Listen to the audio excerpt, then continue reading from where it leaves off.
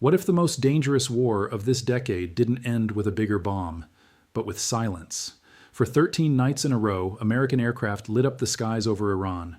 Then, without warning, without a single press conference, without the president himself stepping in front of a camera to explain it, the bombs simply stopped falling. Before I explain why that silence might be more dangerous than the bombing itself, do one thing for me right now. Hit like on this video, hit subscribe, and turn on notifications. What you're about to hear is not speculation, and it is not guesswork. It is happening this week, right now, while most of the world is looking somewhere else, and by the end of this video, you will understand this war better than almost anyone scrolling past the headlines today. Let's start with exactly where things stand, because the picture shifted fast, and a lot of people watching the news casually have completely missed the turn. For close to 2 weeks, the United States carried out one of the most sustained military campaigns against a single country that we have seen in years. Night after night, American aircraft and missiles struck targets across Iranian territory.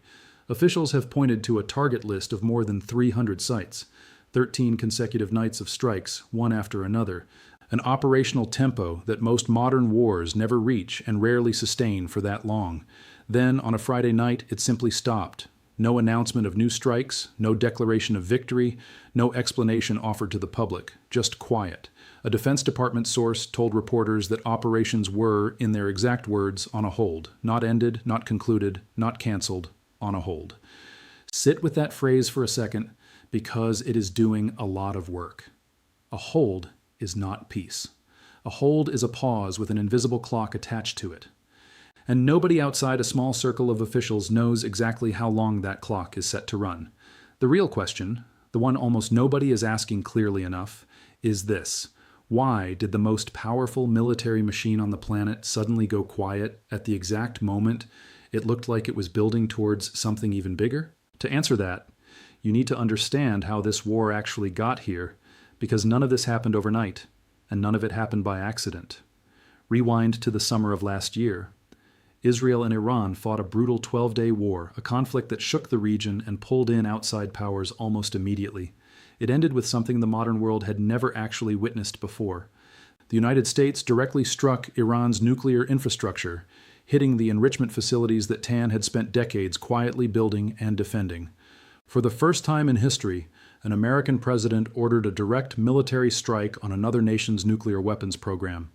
It was a line that arms control experts, diplomats, and military planners had talked about for years as a threshold that once crossed could never be uncrossed.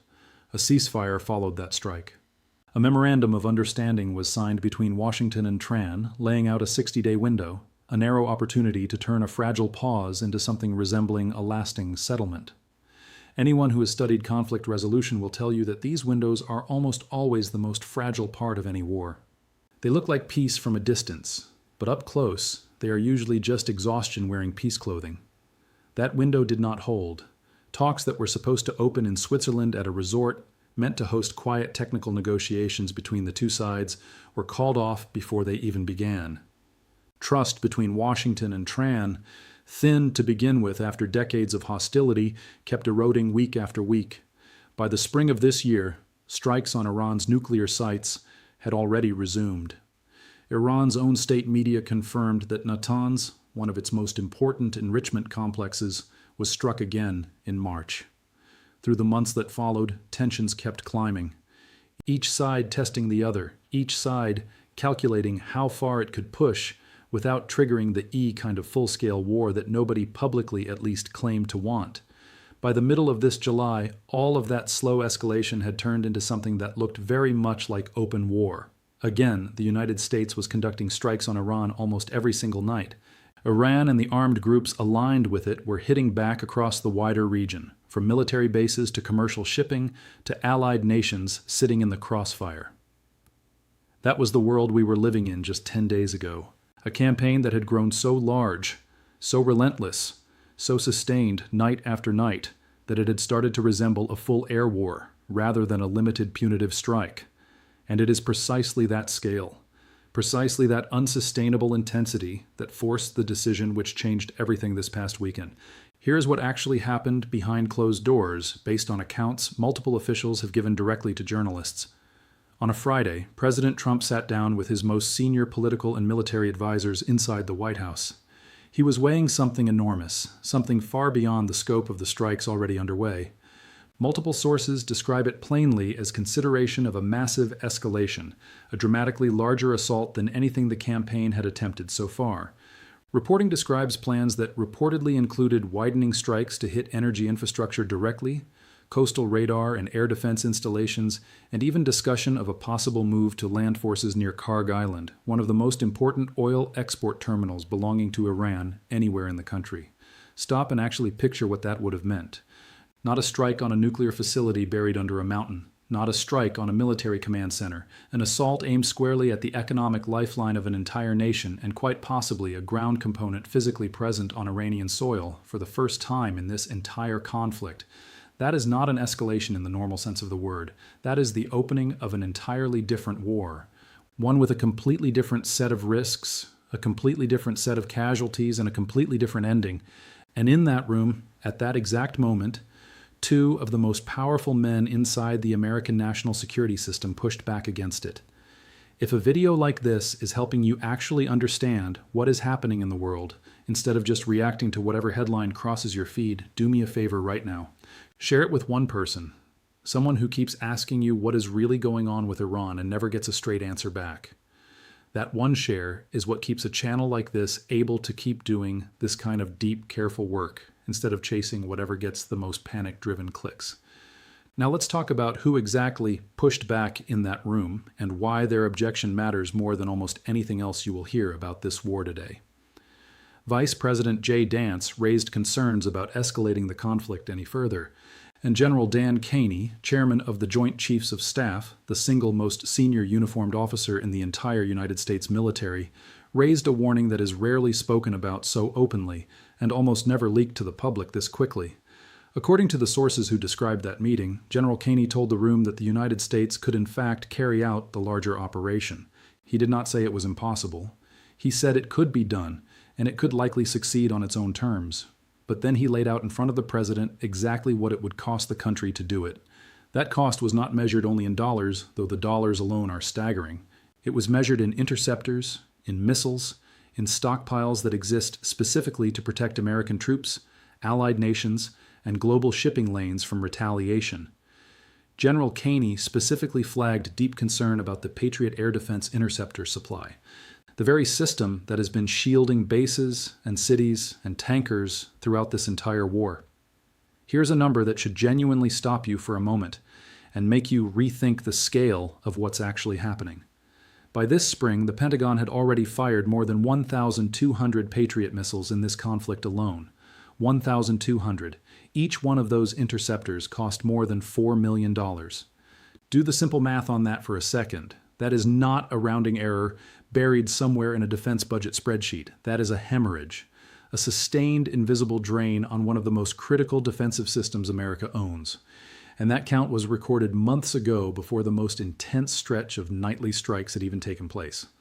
Layer on top of that the additional consumption from years of supporting Ukraine's war against Russia and the ongoing fight against Houthi forces in Yemen, and a much bigger picture starts to come into focus. America's stockpile of some of its most important defensive weapons has been drawn down from multiple directions at the exact same time, and Iran is only one front among several competing for the exact same limited supply. This is the part of the story that almost nobody covers when they talk about this war, and it is arguably the most important part of all. Wars are not only won or lost through courage or political will or public support, they are constrained quietly and mercilessly by inventory. You cannot fire a weapon you do not have. You cannot intercept a missile with an interceptor that is sitting in a warehouse 3 oceans away, waiting to be manufactured.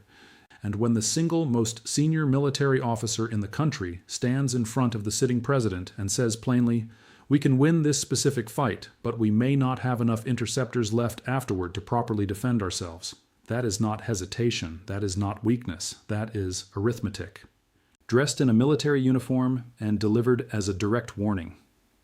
The United States ambassador to the United Nations, Mike Waltz, was sent out across the following weekend to explain all of this to the public, and he did something fairly unusual for someone in his position.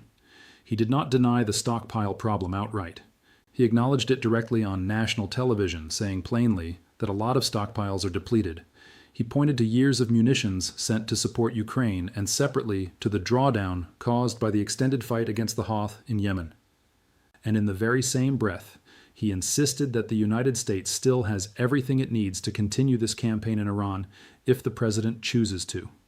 Notice the tension sitting inside that one statement. Stockpiles are depleted and yet everything needed remains available. Both of those things are being presented as true at once. And that contradiction, whether you call it careful diplomatic phrasing or simple political spin, is exactly the space this entire pause is currently living inside. So the strikes stopped. But in any war, stopping strikes is rarely ever really about stopping. It is almost always about buying time. And the real question becomes time for what exactly and for whom. The official framing coming out of Washington is that this pause exists to give diplomacy a genuine chance to breathe. Waltz described it publicly as giving talks some space to develop.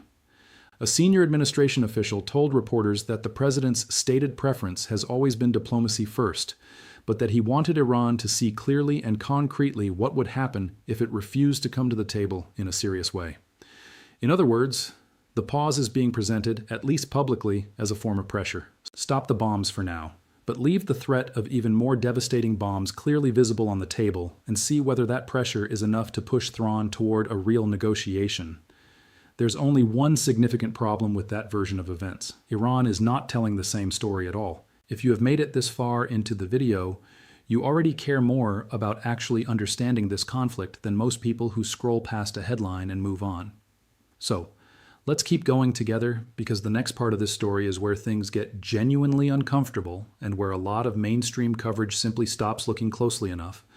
Iran's foreign ministry held a televised press conference this week, and the spokesperson did not sound like a government quietly preparing to sit down at a negotiating table. He stated plainly that there are no talks currently underway with the United States. Not pause talks, not talks in preparation behind the scenes. No talks at all. He went further still, saying that Tehran will never allow the United States to determine the timing of war and peace on its behalf. He placed responsibility for the entire military confrontation squarely on Washington's shoulders, describing it openly as aggression that Iran holds America directly accountable for. He did not stop there either. He specifically singled out European allies of the United States, including France and the United Kingdom, accusing them of what he called complicity with the aggressor. He said Iran had expected the new British government to act more wisely than the one that came before it. This is not the language of a country quietly preparing to compromise behind closed doors. This is the language of a government deliberately drawing lines in public for its own citizens and for the watching world, making unmistakably clear that whatever peace eventually arrives will have to look like something Iran can present at home as a victory, not something that looks like surrender wrapped in diplomatic language. So here is the honest picture laid out plainly. Washington says this pause exists to give space for negotiation. Tehran says there's no negotiation happening at all anywhere right now. Both statements can technically be true at the exact same time. That overlap, that contradiction sitting quietly underneath the surface, is precisely what makes this moment so unstable. A pause that each side is interpreting through a completely different lens is not a foundation you can build peace on. It is a shared silence in which each side is quietly rearming, repositioning, and watching closely to see who blinks first. There is one place, however, where something resembling real functioning diplomacy is actually happening, and it deserves your full attention because it reveals what this entire war is truly about underneath all the missiles and the political statements. Iranian and Omani officials have been meeting directly inside Tehran, specifically to discuss shipping traffic through the Strait of Hormuz. Iran's foreign ministry has been careful, almost deliberately careful, to frame these particular talks as strictly bilateral, a conversation purely between two coastal nations about managing safe passage through shared waters and explicitly unrelated to the United States or the wider war. Why does that distinction matter so much? Because the Strait of Hormuz is not simply a narrow strip of blue water on a map somewhere far away. It is one of the single most important choke points for global energy transport on the entire planet. A staggering share of the world's seaborne oil passes through that narrow channel every single day, feeding economies on every continent. Whenever tensions rise in this region, the very first thing global markets watch closely is not troop movements or political speeches. It is tanker traffic quietly moving or failing to move through Hormuz, and markets have been watching very closely indeed. During this pause in direct fighting, the global price of oil actually dropped by more than 6%, settling down around $90 a barrel. Read that carefully because it tells you something important. Prices did not spike during a supposed ceasefire the way you might expect fear-driven markets to behave. They fell. That single detail tells you something significant about how fragile, how closely monitored, and how deeply uncertain this entire standoff genuinely is. Global markets are not pricing in real peace here. They are pricing in a temporary exhale, a brief moment where the immediate threat to shipping eased just enough for traders to relax slightly while fully expecting, almost assuming that this calm could reverse at any moment without warning. If you were starting to notice just how many moving pieces are actually connected inside this one conflict, oil markets, missile stockpiles, diplomatic statements, military strategy sessions inside the White House, then you already understand exactly why a channel like this one exists. If you have not subscribed yet, now is a genuinely good moment to do it, because we are going to keep tracking every single one of these threads as they move. Not just whatever headline happens to be trending today.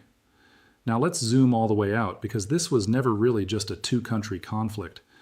And the pause in direct strikes on Iranian territory has done almost nothing to calm the wider region surrounding it. While the skies directly over Iran have gone quiet for the moment, the fighting connected to this broader war has continued in multiple places at once, often far from the cameras following the main story. Iran-backed Houthi forces in Yemen launched an attack that struck a fuel refinery inside Saudi Arabia, setting it ablaze. This was not a minor border skirmish easily brushed aside. It marked the first direct attack on Saudi oil infrastructure in 4 full years. A Patriot missile battery, operated by a Greek crew as part of a coalition air defense effort, intercepted additional Houthi drones, and missiles fired toward another Saudi port city, one that handles the overwhelming majority of the kingdom's entire seaborne crude oil exports. This particular attack was itself described publicly as retaliation for earlier Saudi-led coalition strikes against Houthi positions elsewhere in Yemen. Do you see the pattern quietly forming here? Even while the central storyline, the direct American campaign against Iran, sits officially paused, the machinery of this wider war keeps grinding forward through allies and proxies scattered across the region. Saudi oil terminals under threat for the first time in years. Yemen rebel groups launching drones at some of the most important energy infrastructure on the entire planet. This is what a genuinely regional war looks like when the center goes quiet, but the edges keep burning steadily underneath. And then there is a thread almost nobody expected to see tangled into a Middle Eastern war. And yet here it is, unmistakably real. Iran has accused Ukraine of carrying out a long-range strike that killed a sailor aboard an Iranian vessel in the Caspian Sea, thousands of miles from the front lines most people associate with the Ukraine war. President Zelensky, meanwhile, has stated publicly that Russia passed satellite imagery of Gulf states and American military facilities in the region directly to Thrawn. 2 entirely separate wars, one raging in the Middle East and one grinding on in Eastern Europe, are now bleeding directly into each other through shared intelligence, retaliatory strikes, and overlapping alliances stretching thousands of miles apart. This is not a simple story anymore, if it ever truly was one. It is a web, intricate and constantly shifting. Iran, the United States, Saudi Arabia, the Houthis in Yemen, Israel, Russia, Ukraine, Oman is a quiet mediator, all connected through overlapping interests, decades-old grievances, and weapons supply chains that are all under simultaneous strain at the exact same moment in history. So where does all of this actually go from here? Let's talk honestly about what could realistically happen next. Because the honest answer, the one that respects your intelligence, is that nobody, not the sharpest analysts, not the officials sitting inside the White House, not the clerics governing from Tran, can tell you with genuine certainty which direction this conflict tips. The most immediate danger sitting underneath everything is this. If this pause was never truly about opening the door to peace and was instead primarily about buying time to rebuild depleted stockpiles of interceptors and munitions, then this quiet period carries an invisible expiration date built into it from the very beginning. Once stockpiles are sufficiently replenished, or once patience with slow-moving diplomacy simply runs out inside the White House, The underlying pressure to return to the larger campaign that was actively being discussed in that meeting does not simply disappear into thin air. It waits patiently in the background, fully capable of resurfacing the moment conditions allow it to. Remember exactly what was reportedly sitting on the table before Vance and Kane raised their direct objections in that room. Wider strikes reaching into energy infrastructure, coastal radar and air defense systems targeted directly, even serious discussion of a possible move on Carr Island, a location tied intimately to Iran's fundamental ability to export oil at all, its literal economic lifeline to the outside world. That plan was not canceled outright, at least not based on everything that has been reported so far. It was set aside for now, specifically because the military's own most senior leadership warned openly that carrying it out could leave the United States dangerously exposed on its own defenses in the process of executing it. Setting a plan aside is a fundamentally different thing from abandoning it completely and permanently. On the other side of this equation, Iran has made abundantly clear through its own public statements that it does not see itself as defeated and does not see itself as remotely ready to negotiate purely on terms dictated by Washington. A government that stands in front of television cameras and tells its own people that it will never let another country dictate when war ends and peace begins is a government actively positioning itself for a long, grinding confrontation, not a swift and tidy settlement. That kind of public rhetoric is never accidental. It is deliberately designed to prepare an entire population for continued hardship, not to prepare them for imminent relief. And underneath every single layer of this conflict sits the original reason this entire war restarted in the first place, Iran's nuclear program. Strikes carried out in the summer of last year and again this past March were aimed directly at slowing or permanently destroying that program's capabilities. Every account of the actual damage done has varied wildly depending on exactly who is speaking and what interest they might have in the answer. Some officials have described the destruction as severe, even permanent, and irreversible.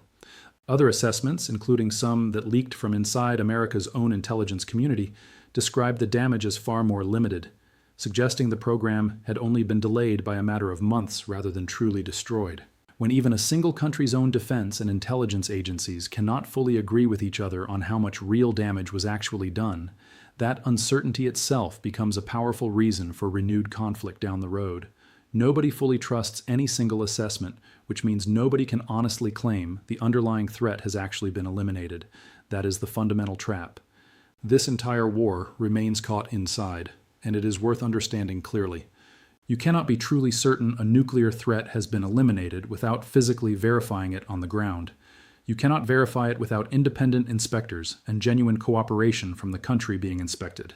And a country that has endured sustained bombardment for weeks at a time has very little practical incentive to voluntarily open its most sensitive and closely guarded military sites to outside verification in the middle of an active ongoing war.